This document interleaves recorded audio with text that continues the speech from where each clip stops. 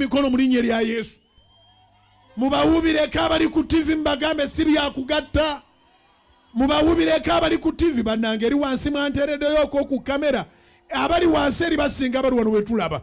Mubawubireko bannange. Mushininge mbagambe si byakugattagatta. Mbagambe ffe twagala Yesu waffe. House of prayer tuwadde omukisa. Muzikubire waggulu mu linnya lya Yesu. Muyimirire ku bigere byammwe abali ebbali mweka. Abali mu overflow mwenna. Muyimirire ku bigere byammwe. Muwanike emikono waggulu. Mushiningire Yesu. Abali ebbali mweka abali mu overflow. Wansi eri buli amanyi nti natudde ebbali. N'eri yonna gye bali eri. Shininga. Mugambe Yesu nkwagala. Wanika omukono gusinga ogwa neighbor mugambe Yesu nkwagala. Mugambe Yesu sifaayo. Mukasana oli mukwano gwange. Munkuba oli mukwano gwange. Ate olina wonzija. Olina wontwala. Ngenda mu Pentagoni. Zikubire waggulu w'omutwe gwo.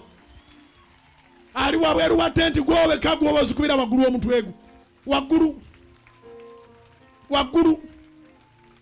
Waggulu. Kati mutuule. Abali munda mu tenti.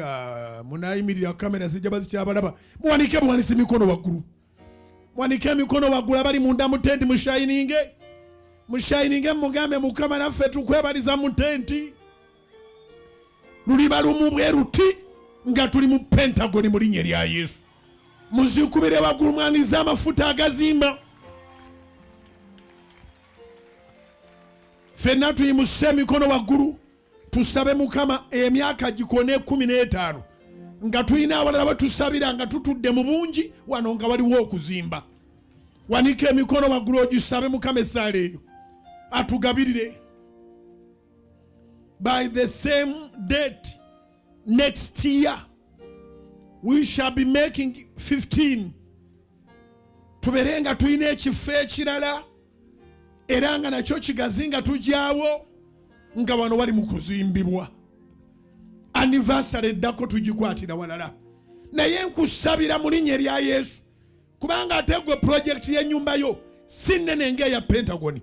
Wonna w'oli nga oli mu mpangise.